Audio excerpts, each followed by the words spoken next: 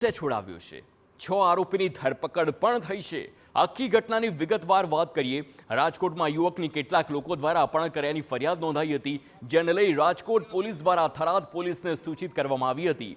ત્યારે થરાદ પોલીસે યુવકને અપહરણકર્તાઓના ચુંગાલમાંથી છોડાવ્યો। પોલીસે રાજસ્થાન અને હરિયાણાના 6 આરોપીની ધરપકડ પણ કરી।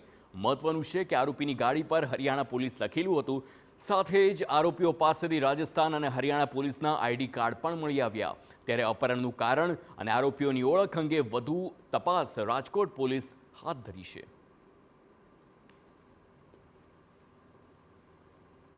સ્કોર્પિયો કાર કે જેની ઉપર હરિયાણા પોલીસ લખેલું હતું, એ અમને વર્દી આધારે એવી ગાડી આવતા અમે એને રોકી લીધેલ અને રોકી અને અમે તપાસ કરેલ તો એમાંથી કુલ 6 ઈસમો મળી આવેલ અને જેનું અપહરણ થઈ ગયું હતું એ વ્યક્તિ પણ મળી આવેલ।